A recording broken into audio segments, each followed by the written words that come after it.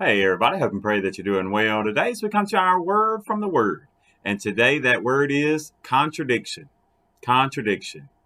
Now the problem here is that Job's friends, and his so-called friends at least, that show up and sit there and then they listen to what he says at first, but now we heard Job speak yesterday, and if you've been reading along today in Job chapter 4, you'll see Eliphaz stands up to talk back to him, and he says a whole lot as well. Now, before we'll get to Job's response tomorrow and look over in Job chapter 6. So I do encourage you to be reading along with us, all these passages, so you can see everything. But the point today, and kind of the question I want to ask is, what do you do when there seems to be a contradiction from God? Right now, we're going to talk about even the way that his friends were looking at Job, but the same thing has to be going through Job's mind, that he knows that his friend is at least half right. But how do you respond to God when things don't make sense? This would be the same question that so many people ask today, right? Why do bad things happen to good people? And we'll come back to that in just a second. So here in Job chapter 4, like I said, his responses, Eliphaz's responses in chapter 4 and 5, but today just looking at the first 8 verses of chapter 4. Then Eliphaz the Temanite answered and said, if one attempts a word with you, will you become weary? But who can withhold himself from speaking? Surely you have instructed many, and you have strengthened weak hands. Your words have upheld him who was stumbling, and you have strengthened the feeble knees. But now it comes upon you, and you are weary. It touches you, and you are troubled. Is not your reverence your confidence, and the integrity of your ways your hope? Remember now, who ever perished being innocent? Or where were the upright ever cut off? Even as I have seen, those who plow iniquity and sow trouble reap the same. Now, see, the point is that his friend is saying, Job, I've listened to all that you said, but you've got to be telling a lie. There's no way, Job, that you're upright. There's no way that you haven't committed some sin that has brought all of this calamity upon you. There's no way.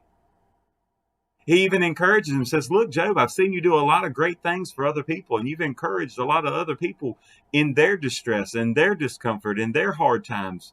But now, see, the seeming contradiction for his friend was, but now you can't practice what you've preached. You can't apply that to your own life. But see, let's remember through all this that Job is telling the truth. Job has not done anything to deserve this, right? It's in the way that we say deserve. Right, so I go back to that question I said a moment ago that we ask, and I've dealt with this before, but just quickly, why do bad things happen to good people? And the question is flawed in the fact that, one, bad things are what we determine bad things. It's not necessarily what God would say is a bad thing. And then we'll say to good people, then we're not good people.